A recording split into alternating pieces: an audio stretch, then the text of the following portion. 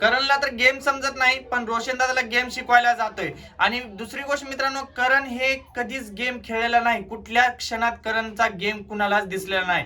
तरी पण रोशन दादाला शिकवतोय गेम. पहिलं स्वतः शिकायचं, मग नंतर दुसऱ्याला गेम खेळायला शिकवायचं. आणि दुसरी गोष्ट, खाण्यापिण्यावर काय जातोय हे काही समजत नाहीये.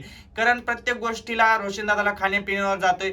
आणि मित्रांनो, हा एक रियालिटी शो आहे. करणला कोण टिप देत असेल तर जाऊन सांगा की रियालिटी शो मध्ये माणसासारखं वागायचं आहे तिथं, ना की बायासारखं. कारण हा सेम टू सेम बायासारखं वागते. मला तरी असं वाटते. तुम्हाला काय वाटते कमेंट करून सांगा. विशाल स्वतःच्या टोळीला तोफ समजतो आणि खरोखरच टोळी हे तोफच आहे. एक प्रकारचा तोफच आहे टोळी. कारण की आजपर्यंत टोळीने टोळीमध्ये 4 जण आहेत, तरीही आजपर्यंत कुणापुढे झुकलेले नाहीत. आणि आता टोळी जॉईन करण्यासाठी भरपूर काही सदस्य असे आहेत, त्यांचं नाव पण सांगू शकतो, ते टोळीमध्ये येण्याचा प्रयत्न करत आहेत. मित्रांनो, टोळी हे एक नाव नाही तर आता ब्रँड बनलेला आहे. खरोखर विशाल एक नंबर बोलला, आपल्याला आवडलं ते. आणि प्रभू सगळ्यांची अंडी खाणार आहे. आता प्रभूला फक्त अंडी आवडतात आणि अंडीच खाणार आहे. तो फक्त आल्यापासून बघतोय की गोटी अंडी हेच बोलतोय. तो एक छोटा मुलगा नाहीये, स्वतः सांगतोय 20 वर्षाचा आहे. आणि तो लय माइंडने गेम खेळतोय. हे एक ध्यान देऊन खेळलं पाहिजे त्याच्या अगेन्स्ट जे खेळतात ते.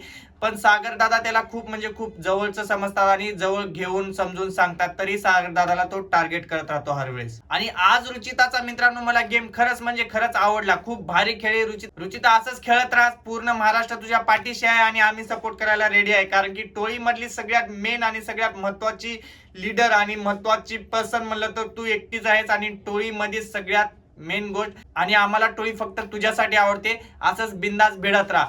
अरे यार, सोनालीचा काय भारी रिप्लाय देते सोनाली.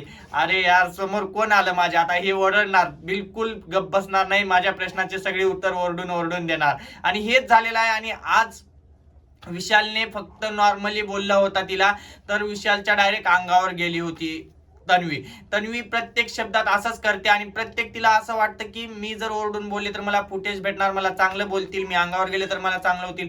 कुणाला काहीच म्हणजे समजून सांगत नाही, समजून घेत नाही. प्रत्येक वेळेस ती ओरडून ओरडून राहणार.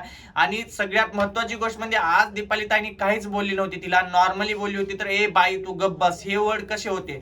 जर ह्याच जागी रुचिताचे हे शब्द असते तर सगळं घर उठलं असतं.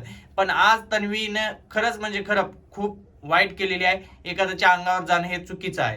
तन्वी हर वेळेस विनाकार गर्दा करत राहते आणि हे पब्लिकला तर आवडत नाही. कारण की प्रोमो मध्ये वेगळं दाखवलं होतं आणि आता वेगळं दाखवलंय. तन्वीची सरासर चुकी दिसते मित्रांनो इथे. 100% हे तन्वीची चुकी आहे.